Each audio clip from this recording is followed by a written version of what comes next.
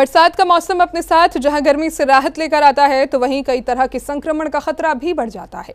इन दिनों viral fever और food poisoning के मामले बढ़ रहे हैं। वायरल संक्रमण में कई बार एंटीबायोटिक का अपेक्षित असर भी नहीं दिखाई दे रहा है और पैरासीटामोल लेने के बावजूद बुखार बना रह सकता है। ऐसे में बिना चिकित्सकीय सलाह के दवा लेना नुकसानदायक हो सकता है। बरसात के मौसम में दूषित पानी और संक्रमित भोजन के कारण पेट से जुड़े संक्रमण यानी फूड पॉइजनिंग के मामले बढ़ सकते हैं। इसके साथ ही वायरल फीवर के मरीजों की संख्या में भी इजाफा देखने को मिल रहा है।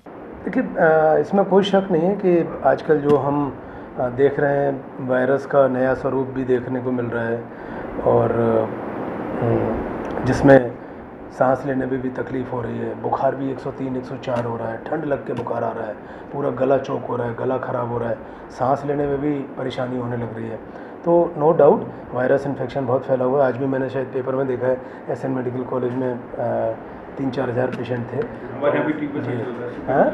जी। तो इसमें कोई शक नहीं है कि इस टाइप के पेशेंट बहुत देखने को मिल रहे हैं। अच्छा, इसमें है क्या जो अक्सर क्या है, लोग 3-4 दिन तो 5 दिन वैसे ही निकाल देते हैं कि भाई अगर खांसी जुकाम हो रहा है तो सिंपल अपना पैरासीटामोल टैबलेट या एंटी एलर्जिक टैबलेट लेके काम चलाने की कोशिश भी करते हैं, करना भी चाहिए। लेकिन है क्या कि एक पर्टिकुलर ग्रुप का पेशेंट है, अगर उनको डायबिटीज़ है, ब्लड प्रेशर है, हार्ट प्रॉब्लम है, किडनी प्रॉब्लम है, कोई पहले से सीओपीडी है, कोई श्वास की पहले तकलीफ़ है, कोई अस्थमेटिक है प्रॉब्लम है, तो ऐसे पेशेंट को अपना वो 1-2 दिन 3 दिन भी नहीं बुलाने चाहिए। डॉक्टर बीके अग्रवाल का कहना है कि इस मौसम में होने वाले वायरल संक्रमण में कई बार एंटीबायोटिक दवाएं प्रभावी नहीं होती। वहीं पैरासीटामोल लेने के बाद भी कुछ मरीजों में बुखार बना रहता है। ऐसे में बार बार या अपनी मर्जी से दवा की खुराक बढ़ाना सही नहीं है। देखिए, कोविड का तो टेस्ट जैसा कि बाहर के भी डॉक्टर बता रहे हैं जिनके पास रेफरल हो रहे हैं, तो वो ये कह रहे हैं कोविड का इक्का दुक्का पेशेंट देखने को मिले हैं। कोविड का ऐसा सच नहीं है, बट ये कुछ चेंजिंग स्वरूप। अच्छा, हम लोग काफ़ी दिन से ये अपना इंटरव्यू और जागरूक करते रहते हैं लोगों को। तो पिछली बार भी आपने देखा होगा कि मैंने यही बताया था कि वायरस का बदलता हुआ स्वरूप। पहले क्या होता था, अपन देखते थे खांसी जुकाम हुआ, काढ़ा पी लिया, हल्की भाप ले ली और ठीक हो गए। पता नहीं किस टाइप का वायरस ने अपने आप को अपने आप को मॉडल उसका अपना चेंज किया है कि मेडिसिन काम नहीं कर रही। इसमें कोई शक नहीं है। विशेषज्ञों के अनुसार बुखार के कारण की पहचान बेहद जरूरी है। हर बुखार में एंटीबायोटिक की जरूरत नहीं होती। वायरल संक्रमण में अनावश्यक एंटीबायोटिक लेने से नुकसान हो सकता है और दवाओं के प्रति प्रतिरोध की समस्या भी बढ़ सकती है।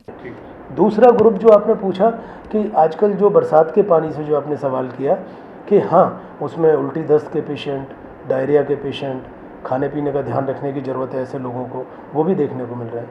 तीसरा जो एक ग्रुप में देखने को मिल रहा है वो है टाइफाइड फीवर।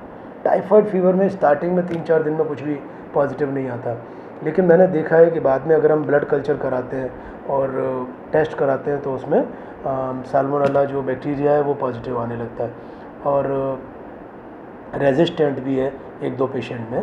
मैंने देखा है कि उसमें जो रूटीन टाइफाइड की जो मेडिसिन है वो काम नहीं करती। तो रेजिस्टेंट टाइफाइड भी है। सलाह मेरी उनको यही है कि भाई अपना पानी का ध्यान रखना है, कोशिश करें कि साफ़ स्वच्छ जल पिए, कोशिश करें बाहर की चीज़ें ना लें क्योंकि वो वाटरबोर्न डिजीज़ है, पानी से होती है।